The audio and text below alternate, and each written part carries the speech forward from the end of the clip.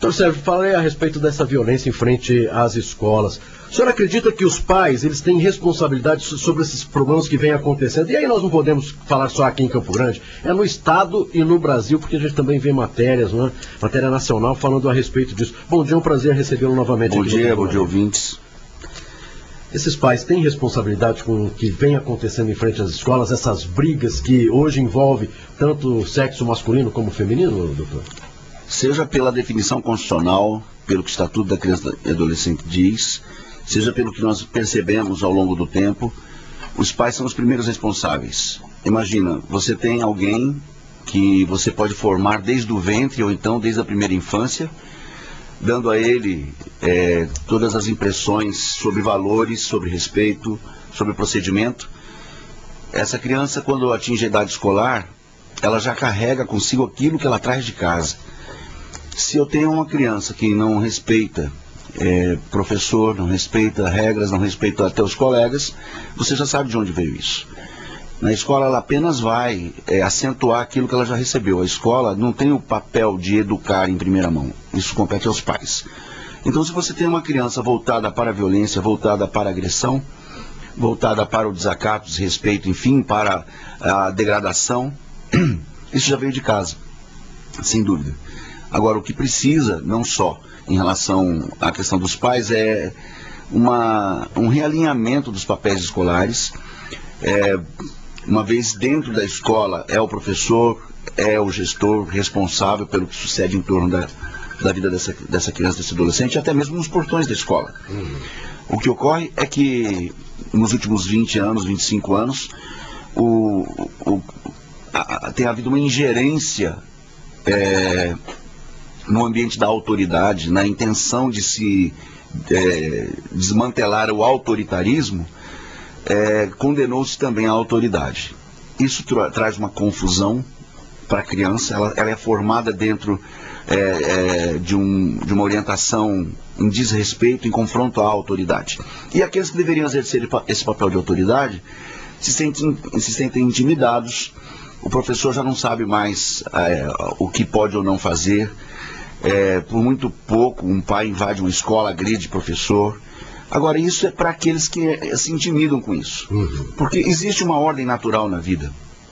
E eu vejo professores, apesar disso tudo, se manterem respeitosos, sem violar, sem ser um violador de direitos, mas ele se faz respeitar também. Isso tanto para pais quanto para educadores. Essa violência, né, generalizada nas escolas, sobretudo em frente das escolas, tem tido um incentivo muito grande das publicações. Quer dizer, alguém vai lá, acontece a briga, alguém vai lá e filma, né, coloca no WhatsApp, no YouTube, e aí repercute. Por exemplo, ontem eu estava vendo uma briga num site de notícia local. Isso aí, até que ponto isso aí contribui, né, para incentivar essas brigas, doutor? E o que é possível fazer para controlar isso? Porque eu acho que termina uma briga, uma pequena briga em frente à escola, termina virando 50, 60 brigas, porque uma serve de modelo para outra. O que é possível se fazer do ponto de vista do Ministério Público, da Justiça, para se controlar isso? A 27ª Promotoria de Justiça, bem como o Ministério Público do Mato Grosso do Sul, tem um projeto de atenção escolar, de confronto à violência escolar e até à evasão, chamado PROCEV, e temos difundido esse projeto nas escolas e até fora do estado. Agora, em início de maio, nós estaremos em São Luís do Maranhão compartilhando esse projeto com promotores do Brasil. Este projeto já foi aprovado, inclusive, na COPEDU, que é a Comissão Permanente de Educação, junto ao Grupo Nacional de Direitos Humanos. E ele simplesmente trata de dividir esses papéis, destinar esses papéis a cada um e controlar a violência na sua gênese. Então, num bate-boca, numa discussão entre colegas, já há uma intervenção da escola. O que tem ocorrido muito é a remessa para a polícia, para a delegacia de incidentes escolares, coisa que poderia ser resolvida dentro da própria escola. Há aqui uma conjuntura. Nós percebemos que a violência tem galgado espaços cada vez maiores. Os jogos, os games, os vídeos. Acredito que até, de certa forma, a propagação da luta como esporte. Você tinha até há pouco tempo atrás boxe, que tinha suas regras. Não há dúvida de que os fightings que se fazem, os campeonatos dos UFCs da vida, tem um grau acentuado de violência. E a gurizada acha que isso faz parte. E eles querem também ser protagonistas dessa história. Esse povo fica em volta filmando, tirando foto, etc. É aquele grupo que na antiguidade punha a mão na frente para falar que é mais homem, cospe aqui, né? Provocando esse incidente. Então, o ser humano não mudou. Ele apenas tem acentuado a sua gravidade nisso tudo. Agora, não quer dizer que nós vamos concordar com isso. Esse projeto que a promotoria desenvolve e que eu quero alcançar os professores e educadores agora, estou aguardando já a data para nos reunirmos novamente. A última foram 10 mil professores. É resgatar essa autoridade, sem autoritarismo, do educador dentro da sala de aula, do gestor dentro da escola, com os pais, que são os detentores do poder familiar, que é o grande orientador disso tudo. Nós não estamos falando de polícia, não estamos falando de crime, não estamos falando de ato infracional, não estamos falando de medida socioeducativa, nós estamos falando do poder familiar, aquilo que compete aos pais. Quando o filho em casa joga o sapato num canto, ele fala, pega e põe no armário. Quando ele suja alguma coisa lá na sala, pega e seca aqui, meu filho. Essa educação que qualquer um sabe transferir aos seus filhos deve ser aplicado dentro da escola. No que diz respeito dos relacionamentos, também. Quando um xinga o outro, ele está violando uma norma penal, seja por injúria, por calúnia, seja por difamação. O que é que se faz? Leva para a polícia? Não. Faz-se com que se retrate imediatamente. Um aluno que xinga um professor, por exemplo, ele tem que se retratar ali. É obrigado? Não. Se não fizer, aí sim encaminha-se para vias mais graves, como até uma ocorrência policial. O que eu estou vendo é que logo de início já se manda para a delegacia. Por quê? Os educadores ficam com medo de tomar atitudes que venham depois virar contra si próprios. Em torno da escola, é inevitável que haja a participação da polícia, ou seja ela a guarda municipal, seja a polícia militar como um todo. Em alguns outros estados nós temos a polícia escolar, o policiamento escolar, viaturas já grafadas com o nome escolar, que a polícia dá atenção no entorno das escolas.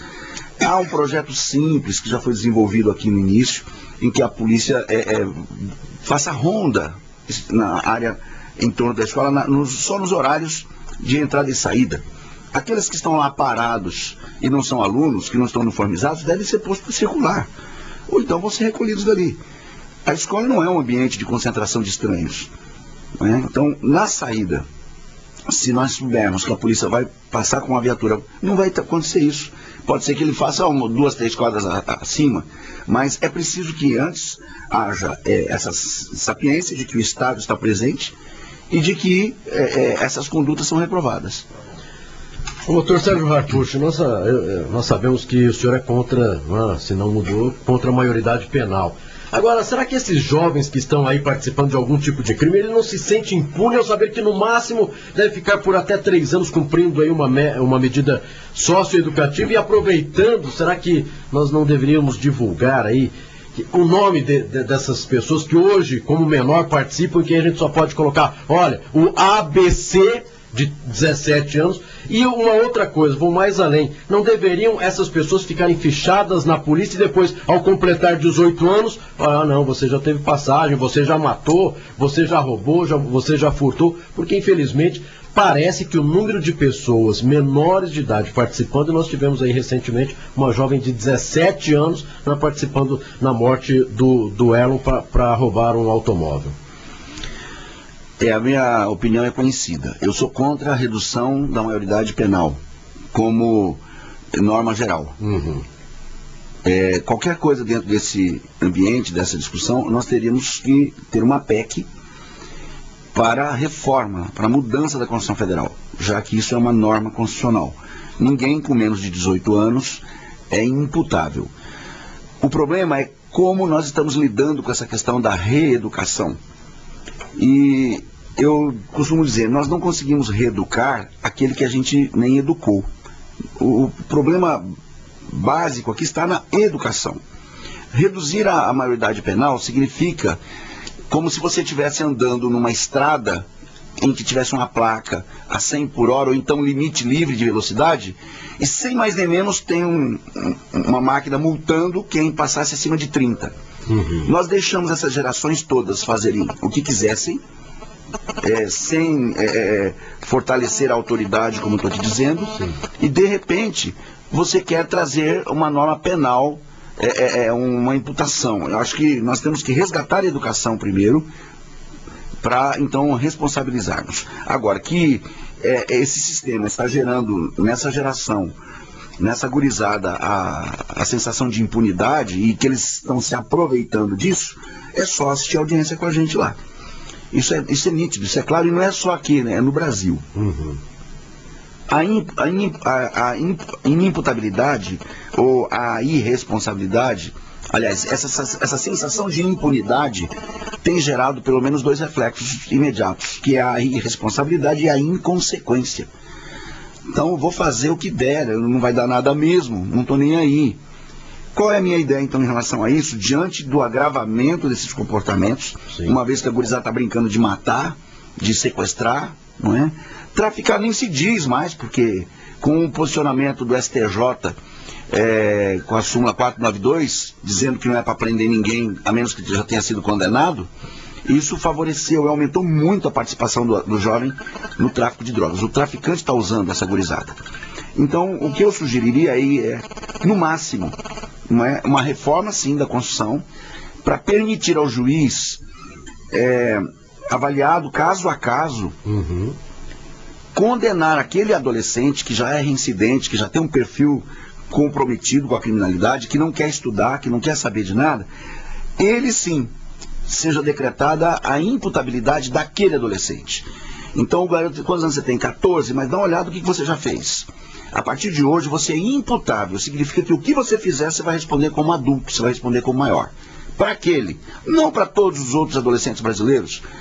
Se você for contabilizar, a conta desses infratores que a mídia mostra como dignos de serem imputáveis, dá entre 30 e 50 mil no Brasil, numa população de 20 milhões de adolescentes. Então, não justifica reduzirmos a idade penal para todos eles. Antes vamos investir na educação. Acho que as medidas socioeducativas têm que ser mais enérgicas. Não tem como chegar na frente de um juiz e o guri receber só uma advertência por um fato grave ou uma remissão, o que quer que seja. Não é? Às vezes você pega um furto, mas ele já praticou 20, 30. Vem só aquilo que se apurou naquele momento. Sem contar, doutor, que essas UNEIs, né, que são os centros de recuperação de menor, elas não recuperam nada, né? Estão totalmente desequipadas, despreparadas para atender.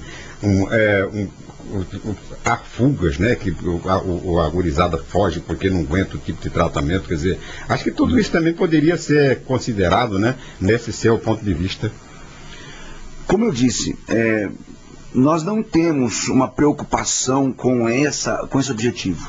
Eu não vejo a legislação, nem o Estado, porque o ECA exige a prioridade absoluta nas normas orçamentárias e financeiras. Quer dizer, eu tenho que ter no orçamento e tenho que aplicar recursos com prioridade absoluta. Isso não é verdade, não temos isso. Nós não temos uma orientação nesse sentido. As UNEIs, elas se tornam depósitos de adolescentes, e isso eu estou dizendo a nível de Brasil. Com certeza. Agora, eu entendo o seguinte, penso que essa prioridade seria o seguinte: o adolescente entrou numa unidade, o Estado tem a custódia desse adolescente, ele só sai dali com a escolaridade dele equilibrada, ele vai fazer, porque pensa, ele tem o dia todo ali sob a custódia do Estado.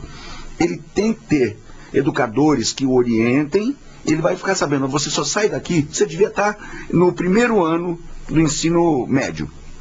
Você está na 5ª série, você só vai sair daqui com conhecimento suficiente para dar continuidade de quem está no primeiro ano. e poderia se tratar, quem sabe, gradativamente essa liberdade. Segunda coisa, 90% dos adolescentes que sentam na nossa frente, eles dizem, você pergunta, você usa droga? Não. Nada, não, só maconha. Já acho até que não é droga, né? Eu até estou maconha pesquisando se só maconha é o nome de uma nova droga, porque